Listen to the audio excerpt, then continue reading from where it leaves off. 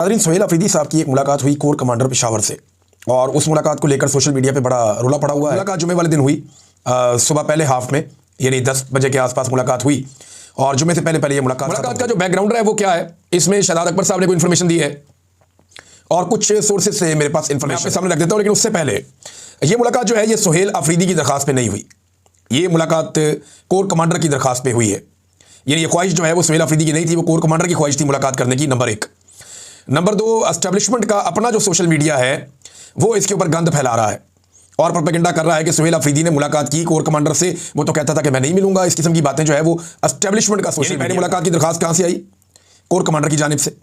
मुलाकात के बाद प्रोपेगेंडा कौन कर रहा है? कोर कमांडर से रिलेटेड जो सोशल मीडिया है, एस्टेब्लिशमेंट का सोशल मीडिया, वो इसके ऊपर नीचा दिखाने की कोशिश कर रहा है सुहेल अफरीदी को। तो अब क्योंकि वो बात उन्होंने शुरू कर दी तो बात तो आगे। अकबर साहब ने पहले इन्फॉर्मेशन दी, उन्होंने कहा जी कि जुमे के रोज एक हसास इदारे के सूबाई दफ्तर के एक आला ऑफिसर ने सूबे के आईनी सरबराह यानी सुहेल अफरीदी से रब्ता किया और उन्हें अपने साथ कोर कमांडर के दफ्तर चलने की दरखास्त की। क्या हो जी, कोर कमांडर के दफ्तर हाजिरी है। जैसे गड्ढापुर साहब को कहा था तो वो कैबिनेट लेकिन सुहेल अफरीदी ने, आईनी ओहदेदार ने, जो पहले ही इस दफ्तर से मुलाकात से गुरेजा थे, यानी कोशिश करते मुलाकात ना करें, इन्होंने बड़े प्यार वाले अंदाज में जवाब दिया कि मेरे मनसब के तकाज़ों के मुताबिक मुनासिब यही है कि मैं अपने दफ्तर में मुलाकात करूं। यानी मैं उधर क्यों जाऊं मुलाकात करने के लिए, वो मेरा मनसब ऐसा है क्योंकि एक आईनी होता है मेरे पास, बड़ा होता है, तो वो मुझे मिलने के लिए आए। अगर वो तशरीफ लाना चाहें तो मुझे कोई एतराज़। जो हसास इदारे का अफसर था उसको पसंद नहीं, नाराजगी का इजहार किया और गैर मुनासिब लहजा इख्तियार करते हुए वहां से रवाना। मामला कोर कमांडर के इल्म में आया तो उन्होंने सूरत हाल की नज़ाकत को समझते हुए दानिशमंदी का मुजाहरा किया। उन्होंने मुतल्लिका अफसर को तंबीह करने के बाद खुद सूबे के आईनी सरबराह के दफ्तर का दौरा किया, उन्हें ओहदा संभालने पर मुबारकबाद दी और अमन व अमान के उमूर पर खुशगवार माहौल में तबादला ख्याल किया। बाद अदा वो नहायत एहतराम के साथ रुखसत हो गए। इस वाक़े का मकसद बयान करने का आगे वो अपना बता रहे हैं कि जी मकसद ये है कि जो आईनी ओहदेदारान हैं उनकी इज़्ज़त का ख्याल रखा जाए और वही जो मनसब है वो खुद भी अपने मनसब का ख्याल रखें और जो सरकारी मुलाजमीन हैं वो भी उनके मनसब का ख्याल रखें।